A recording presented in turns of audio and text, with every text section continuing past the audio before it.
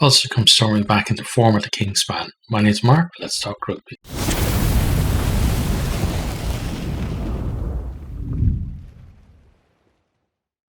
Ulster had a bit of pressure in the opening few minutes in this one. They're winning penalties, going to the corner, but they obstructed the line out and the Stormers were able to clear. It's something I talked about with most of the Irish teams. With this obstruction, when they go to the corner and then they set up the maul, and they just keep giving away these silly penalties for obstruction. Ulster do it this time, but you can tell even from the opening few minutes, Ulster are playing at a very noticeably faster pace than we've seen them recently. But the game from both teams kind of littered with errors early on. But Ulster, they start putting moves together. So we have Stuart Moore, he makes a good break, gets Ulster deep into 22. They spread the ball and they go to within 5 meters. They've got a ruck there. Doak snipes from the back of the ruck. He goes over to score, is converted by himself, and it's 7-0 then to Ulster. Ulster then come back again and they go through the phases. Moore is heavily involved, including some really good hands to put Moxham away in the corner for Ulster's second try, his first for the province. Doak again converts. We're at 14-0, and it's just that little thing that Ulster just started to put things together and eliminate the errors, where the Stormers finding it hard to get into the game, still making those handling errors in possession and under the high ball as well. So they're finding it very hard to get any kind of continuity in their game in terms of holding onto the ball and making good yards. Then we have Feinberg, Ngomazulu. He gets charged down by Lowry. Ulster pounce on the ball. They look like, if they can spread it, maybe they're going to score, but they knock on and they let them off the hook. But then the Stormers, then from clearing again, Feinberg and Ngomazulu slices the clearing kick and doesn't get much, ground up the line with that. Ulster again, they're applying more pressure, but the Stormers do manage to clear and get rid of the ball this time.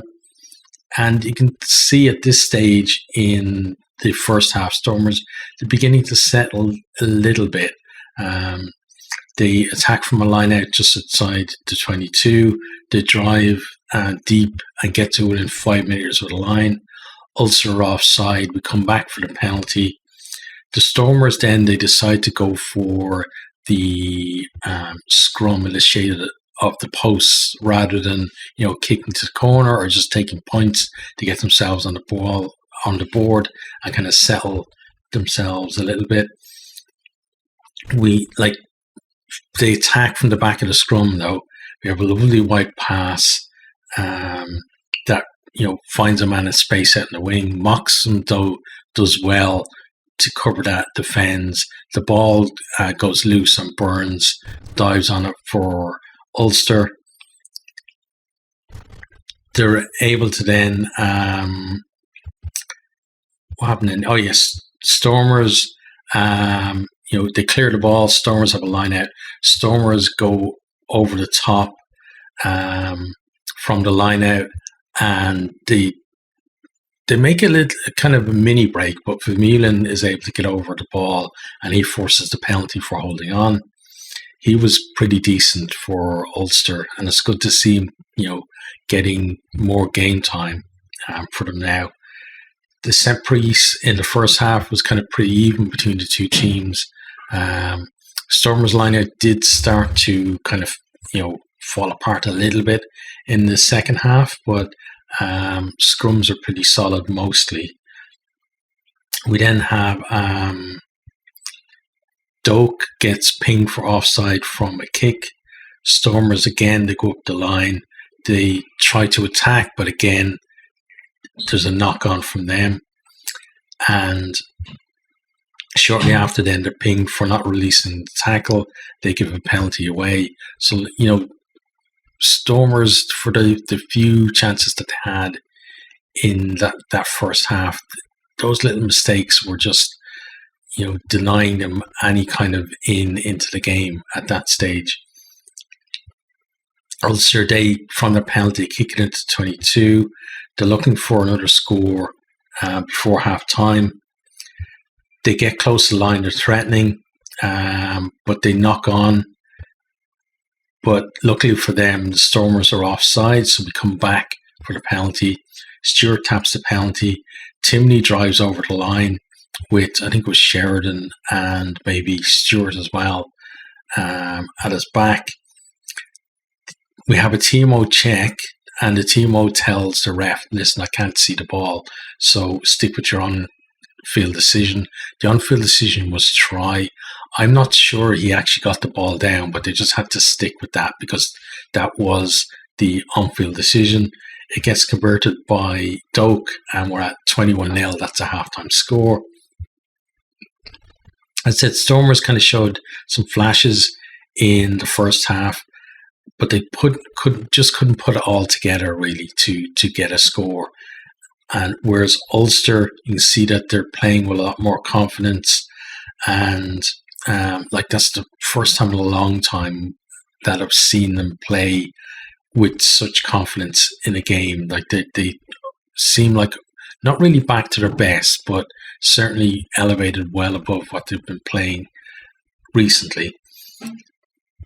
Into the second half, then Ulster get a penalty for a high tackle on Lowry by Jason Dixon.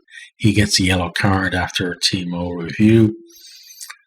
Ulster, though, they make a mess of the line, having kicked the penalty up the line. Stewart overthrows, and the Stormers are able to clear.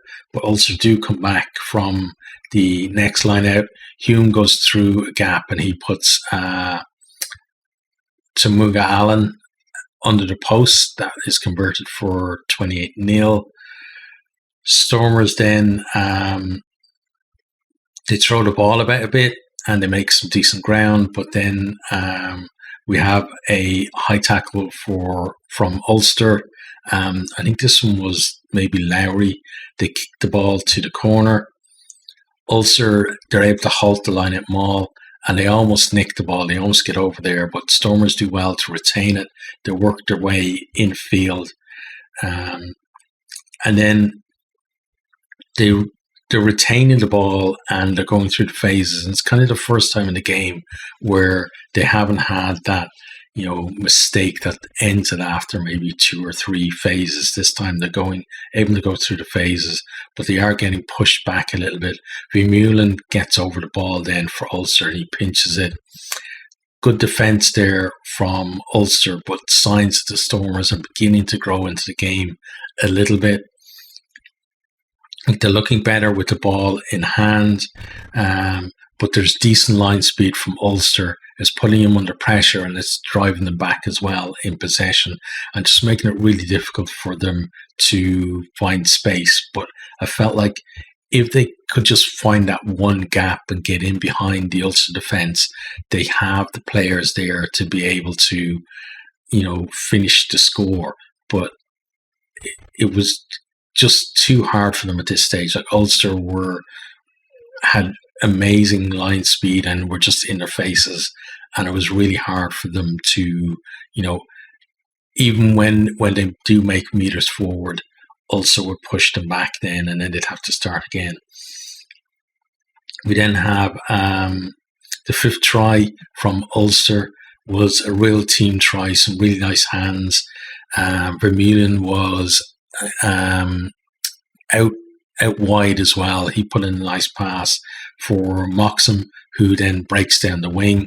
He delays the pass and puts Lowry away. He goes over unopposed. Converted by Cooney, who's now on for Doak at 9. 35-0. Stormers, after that, then they're kind of still plugging away, but Ulster still turning the ball over, forcing those errors. Ulster win a penalty at the scrum because not driving straight from the Stormers, they make their way back upfield, but it comes to nothing because Cooney throws an intercept pass. Stormers can't really make anything of that, but shortly after, they do work their way into the Ulster 22 to win a penalty. They have a 5-metre line out. They overthrow it to Andrew for Ulster, who snaffles that. Ulster then kick clear. Another line out for Stormers, just outside the 22, overthrown again. Andrew claims it again. And then Ulster clear it.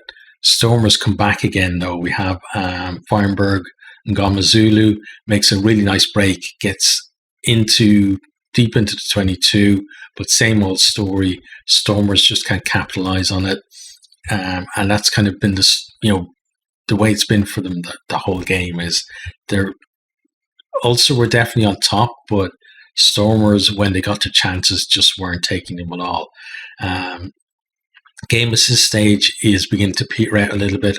Ulster, you can tell that to drop the pace in attack, but they are still maintaining a fairly solid defence. We get penalty to the Stormers, though. Woolhooter puts it down the line. They go with the maul, like the driving maul, make decent ground, and what was it? Tunison, it breaks off the back. He goes over to score. Conversion was missed, and the final score was 35-5. Stormers only finally clicking there right at the end. This game will be a big G up to Ulster. I'm sure they won't be happy with the fact they get conceded with just a couple of minutes to go, but other than that, they'll be happy with pretty much the rest of the performance there. The likes of Timney, Sheridan, and Vermeulen did really well in the back row. They seemed a decent unit there. We had who was it? Yeah, it was Jordan Murphy, came on towards the end as well. It's good to see him in an Ulster shirt as well. He's kind of a little bit of a forgotten man since he went there from Leinster, but good to see him back on the field. We then had Duncan Cooney kind of fighting out for the 9 shirts as well. And then some fringe players putting in some great performances, including Tamaga Allen, who got the Man of the Match award. And there was a massive cheer for his try as well when he went over. That was kind of nice to see. But from the Stormers' point of view, they certainly looked a little bit out of sorts. I was expecting a big performance from them here. I was expecting this to be a real kind of ding-dong battle of a game, and it wasn't at all.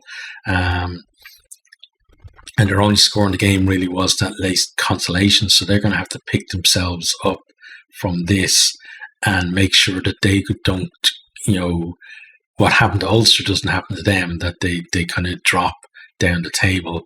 But I think the Stormers, they're the defending champions, so I don't expect them to go into free fall at this stage. This is probably just going to be a blip for them.